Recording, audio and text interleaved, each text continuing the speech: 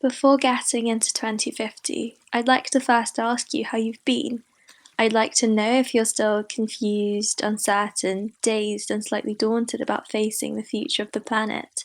I'd like to know if you and those around you still feel a sense of moral obligation to protect the environment.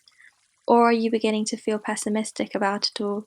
Do you still think that the size of the problem presents no solution, no clear point of entry to dealing with it all?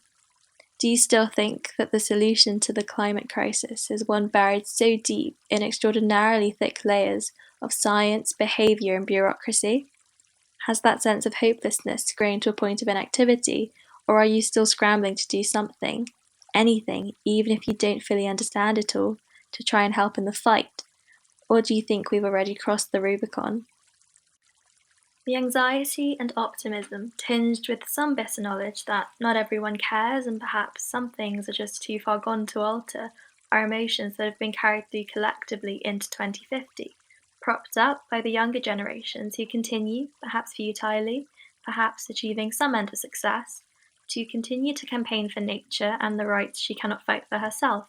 Society 30 years on is similarly equally split between those who take agency to enact change, those who live with the environment as a nagging yet ultimately minor existence in the back of their minds, and those who view the environment as something which was never meant to last anyways, that this destruction was an inevitability. That said, some reform has taken place.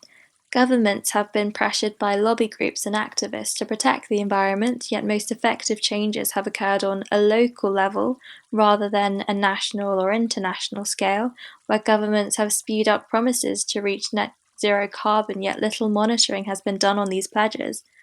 Rather, local councils have been protecting green spaces and encouraging residents to garden, to bike, to engage in communal living rather than reliance on international goods. Perhaps an idyll in more remote regions, but enter into the city and receive waves of pollution and degeneracy. Some pockets of the city contain little green havens where congestion zones have been established, and small businesses view sustainability as an important goal.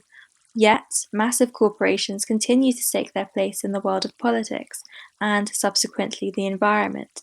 They continue to mass produce, fast fashion is still prevalent, the new Heathrow runway was erected and continues to launch and receive plane after plane after plane. So, the future of 2050 is not too dissimilar to 2021. We still have people who care, people who ignore, and people who are indifferent.